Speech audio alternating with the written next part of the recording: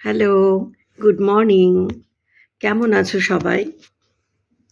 আশা করি সবার সকালটা খুব সুন্দরভাবে শুরু হয়েছে। বুঝতেই পারছো আমার গলা এখনো পুরোপুরি ঠিক হয়নি। ঠিক আছে, মাঝে, মাঝে একটু করে কথা উম চেষ্টা না করলে একদম কিছুই তোমাদের সাথে কথা বলা হচ্ছে না। তো যেমনটা আমি বলে থাকি যে সকালটা থ্যাংক ইউ বা গ্র্যাটিটিউড এর মাধ্যমে শুরু করো। নিশ্চয়ই তোমরা ইউনিভার্সকে, ঈশ্বরকে ধন্যবাদ জানিয়ে দিনটা শুরু করেছো যে একটা নতুন দিন উপহার দেওয়ার জন্য, আ একটা নতুন আম আরেকটা সকাল আমাকে দেখানোর জন্য, একটা সুন্দর সুস্থ সকাল আমাকে আবার করে দেওয়ার জন্য এবং আ যা কিছু আমাকে ঈশ্বর দিয়েছেন, ইউনিভার্স আমাকে যা কিছু প্রোভাইড করছে, সে সমস্ত কিছুর জন্য নিশ্চয়ই তোমরা সকালবেলা কৃতজ্ঞতা জানিয়েছো মনে, মনে। নিশ্চয়ই কৃতজ্ঞতা জানিয়েছ এই জল, আলো, বাতাস, সূর্য, বায়ু সমস্ত কিছুকে। নিশ্চয়ই কৃতজ্ঞতা জানিয়েছ তোমার আশপাশে যারা আছে, তোমার একটা সুন্দর পরিবার এবং পরিবারের সকল মানুষকে মনে, মনে নিশ্চয়ই কৃতজ্ঞতা জানিয়েছ সকল সুন্দর সম্পর্কের জন্য। যদি না জানিয়ে থাকো তাহলে অবশ্যই আজ সকাল থেকেই এই অভ্যাসটা শুরু করো। এবং এটা একটা আ প্রত্যেক দিনের আ আ প্রত্যেক দিনের অভ্যাস হিসেবে গড়ে তোলো। যে সকালটা শুরুই করব এই ধন্যবাদ এবং গ্র্যাটিটিউড এর মাধ্যমে, কৃতজ্ঞতার মাধ্যমে। দেখো, কিছুদিন পরেই বুঝতে পারবে তোমার জীবনে অনেক পরিবর্তন আসছে।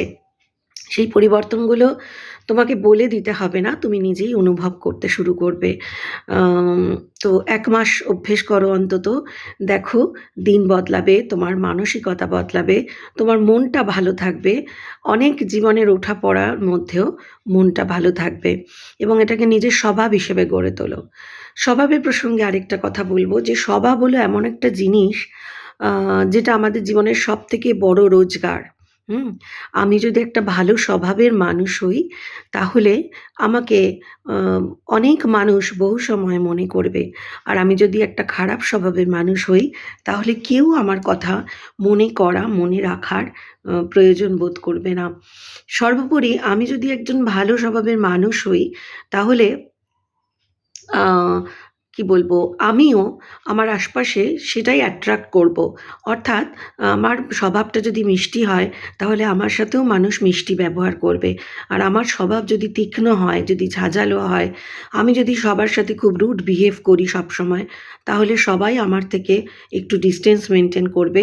তারাও আমাকে মিষ্টি স্বভাব ফেরত দেবে না।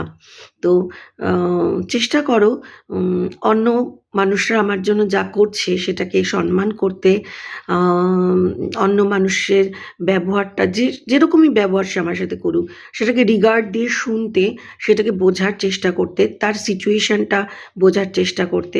দেখো, অনেক কিছু আ অনেক সহজে এড়িয়ে যেতে পারবে আর অনেক মানসিক দোলাচল কম হতে থাকবে জীবনে।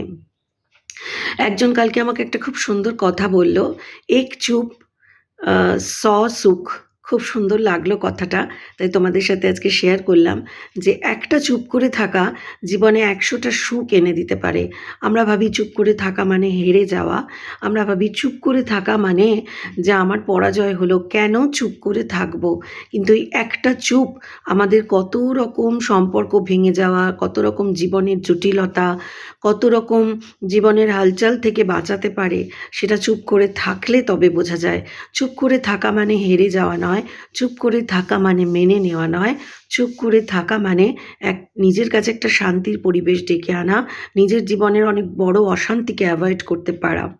তো এক চুপ স সুখ, এটা অবশ্যই আমিও মনে রাখবো, তোমাদেরকেও রিকোয়েস্ট করব মনে রাখো, মৌনতার যে শক্তি, সাইলেন্সের যে পাওয়ার, সেটা বোঝার চেষ্টা করো এবং নিজের জীবনে পরিবর্তনগুলো নিজেই দেখতে শুরু করবে এর ফলে। চুপ করে থাকারও কখনো প্রয়োজন আছে। সবসময় সব জায়গায় চিৎকার করার, উত্তর দেওয়ার প্রয়োজন নেই।